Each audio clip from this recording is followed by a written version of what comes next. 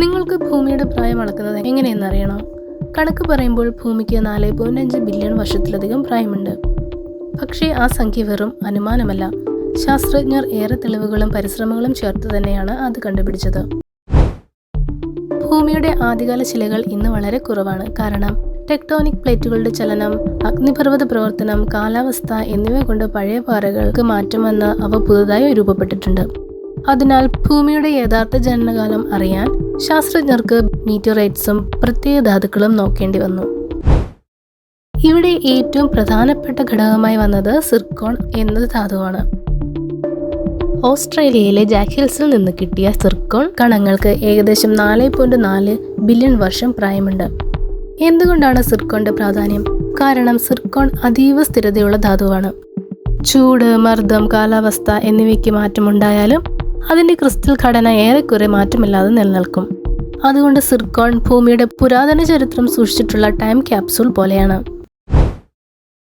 സിർക്കോണിൽ സാധാരണയായി യുറേനിയം അടങ്ങിയിട്ടുണ്ട്. പക്ഷേ സിർക്കോൺ രൂപപ്പെടുന്ന സമയത്ത് ലെഡിന്റെ അളവ് അതിലില്ലായിരിക്കും. അതിനാൽ കാലക്രമേണ യുറേനിയം ലെഡായി മാറുമ്പോൾ അത് നമ്മൾക്ക് ഒരു കൃത്യമായ ക്ലോക്ക് പോലെയാണ് പ്രവർത്തിക്കുന്നത്. രണ്ട് വ്യത്യസ്ത ഡീകേ സിസ്റ്റങ്ങൾ ഒരേ ധാതുവിനുള്ളിൽ പരിശോധിക്കുമ്പോൾ കിട്ടുന്ന ഫലങ്ങൾ തമ്മിൽ പൊരുത്തപ്പെടുന്നു.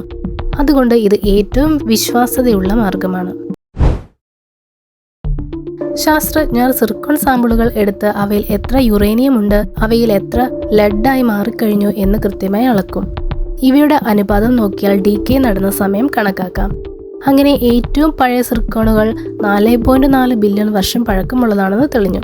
ഇതാണ് ഭൂമിയുടെ ഉപരിതലം തണുത്ത് സ്ഥിരമായ ഖരക്രിസ്തുകൾ രൂപപ്പെട്ടിരുന്ന കാലം. അതായത് ഭൂമി 4.4 ബില്യൺ വർഷത്തിനു മുമ്പേ തന്നെ ഉണ്ടായിരുന്നുവെന്ന് ഉറപ്പാക്കുന്നു.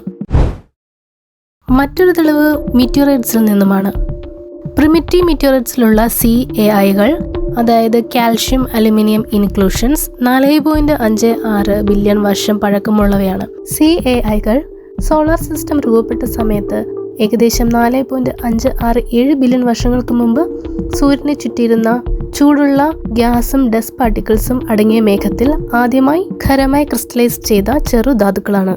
ഇവയിൽ ഉയർന്ന താപത്തിൽ ഉറച്ചു പോകുന്ന കാൽഷ്യം അലുമിനിയം പോലുള്ള ധാതുക്കൾ അടങ്ങിയിരിക്കുന്നു.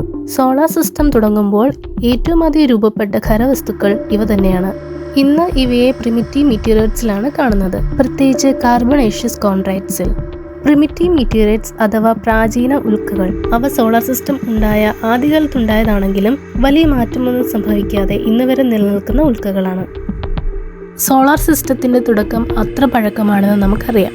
ഭൂമി അതിനുശേഷം വളരെ വേഗം തന്നെ ഏകദേശം 4.54 ബില്യൺ വർഷം മുമ്പ് തന്നെ രൂപപ്പെട്ടു.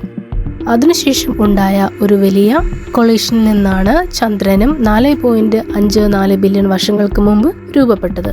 അതിനാൽ ഭൂമിയുടെ പ്രായം ഇത്ര ബില്യൺ വർഷമാണെന്ന് പറയുമ്പോൾ അത് വെറും കഥയല്ല. സിർക്കോൺ ധാതുക്കളും യുറേനിയം ലെഡ് ഡേറ്റിങ്ങും മീറ്റിയോറൈറ്റ്സിൽ നിന്ന് കിട്ടിയ സൂചനകളും ചേർന്നാണ് ഈ ഉത്തരത്തിലേക്ക് എത്തിയത്.